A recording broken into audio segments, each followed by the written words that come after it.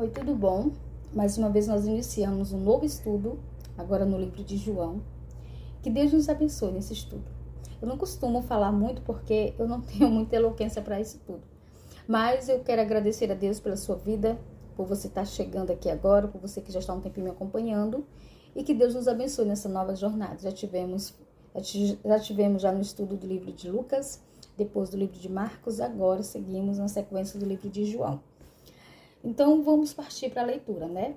Livro de João, tá? Assim um título. O Evangelho segundo João. Quem é João? O apóstolo de Jesus, irmão de Tiago. João, antes de ser discípulo de Jesus, apóstolo de Jesus, ele era discípulo de João Batista, né? Então, ele estava ali já entranhado nesse mistério todo aí. João, antes, ele era pescador. Seu pai tinha uma pescaria. Provavelmente vivia um homem próspero, pois a própria Bíblia vai dizer que ele tinha pessoas que trabalhavam para ele, né? E agora nós vamos ver a sua obra, a obra de João, né? Os seus escritos para a glória de Deus. E tem assim como subtítulo, a encarnação do Verbo. Quem é o Verbo? Jesus. No princípio era o Verbo, e o Verbo estava com Deus, e o Verbo era Deus. No princípio de tudo, no princípio da criação, Jesus já estava presente. Jesus era, é e sempre será. Começo, meio e fim. Jesus é o principal da nossa história. Ele é o primordial, é a primazia. Ele é o filho primogênito de Deus, que esteve sempre com Deus desde a criação, desde a fundação de tudo. Jesus, ele sempre se fez presente. O versículo 2 diz: ele estava no princípio com Deus. Todas as coisas foram feitas por intermédio dele. E sem ele, nada do que foi feito se fez. Ou seja, desde o início de tudo, Jesus já estava ali. Ele mesmo, em algumas declarações, em alguns embates com os fariseus, ele acaba mencionando sobre isso, né? Que eles não sabiam da onde que Jesus era e nem para onde que Jesus ia. Mas Jesus sabia exatamente quem ele era e da onde ele era e para onde ele iria. Então Jesus já estava falando a eles que antes de todas as coisas, ele é. E ele se declarou eu sou, em letra maiúscula, dizendo que ele é Deus. Apesar de que ele estava aqui em uma forma humana, né? Que dentro desse corpo humano tinha algumas limitações, mas ele nunca deixou de ser Deus, né? E no versículo 4 diz assim: a vida estava nele, a vida era a luz dos homens. Então, a vida estava nele. Ele mesmo diz: eu sou a vida. Ele mesmo declara que ele é a vida, e ele é a vida. E não só a vida, ele é a vida em abundância. Ainda diz mais: a vida era luz e nele, e a vida era a luz dos homens. Nós só temos luz através de Jesus. A quem não crê, a quem não acredita, a quem se nega a aceitar essa hipótese, essa verdade. Mas nós entendemos, né, de uma forma bem real, que sem Jesus Cristo nós não somos nada. Ele é tudo em nossa vida. Versículo 5. A luz resplandece nas trevas e as trevas não prevalecerão contra ela. Nada fica de pé diante do Senhor contra o Senhor. Nem as trevas, nem a enfermidade, nem os seus opositores, nem os seus adversários, nem os seus inimigos. Todos caem por terra. Tudo, porque ele é o resplendor. Ele é o sol da justiça. E essa luz, aonde ele chega, fulmina tudo que é errado, fulmina tudo que é pecado, fulmina tudo que não é para estar em pé. Então, nada prevalece contra o Senhor.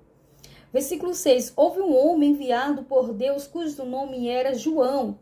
E este veio como testemunha para que testificasse a respeito da luz, a fim de que todos virem a crer por intermédio dele. Então, nós vamos entender que João Batista, ele foi o último profeta do Antigo Testamento, embora ele estivesse aqui no Novo Testamento. Mas antes de Jesus, ele foi o último que anunciou Jesus como sendo o caminho para os homens. E ele testemunhou, ele falou, ele avisou, ele alertou, ele deixou a par as pessoas do que iria acontecer em Israel, a mudança que Israel ia ter após a passagem de Jesus. Tudo isso ele falou, ele mostrou, né, ele falou, e Jesus veio e confirmou cada palavra de João Batista. Diz aqui, ele não era luz, mas veio para que testificassem da luz, a saber, a verdadeira luz, que, vinda do mundo, ilumina a todo homem. Ou seja, João Batista, ele não era luz. Nós não somos luz própria, nós não temos luz própria. João Batista não tinha luz própria. Mas ele falava da luz. Ele mesmo dizia nas suas palavras que viria alguém que era maior do que ele em obra, em tudo. E ele se referia a Jesus. Ele estava falando de Jesus. O verbo estava no mundo, o mundo foi feito por intermédio dele, mas o mundo não o conheceu. Veio para os que era seu e os seus não reconheceram.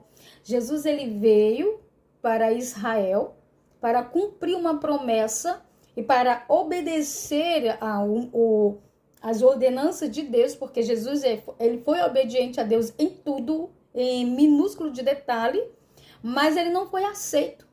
Ele não foi aceito, ele foi rejeitado por Israel. Ele foi rejeitado, os caminhos por onde ele trilhou, né? Fora de Israel, ele foi mais bem aceito. Mas ali mesmo, em Jerusalém, nos lugares, em Nazaré, os lugares que ele nasceu, cresceu e que todos conheciam, ele foi rejeitado. Mas assim, veio para os que era seu, mas os seus não receberam. Mas a todos quantos o receberem, deu-lhe o poder de serem feitos filhos de Deus, a saber, aos que creem no seu nome. Então, todos, de partir daí, todo homem, sem exceção, que crê em Jesus e o receber, será feito filho de Deus. Através do quê? Do nome do Senhor. Aos que crerem no seu nome. Então, o nome de Jesus é poderoso, ele é majestoso e é o único acesso verdadeiro e fiel para termos acesso a Deus e aos céus.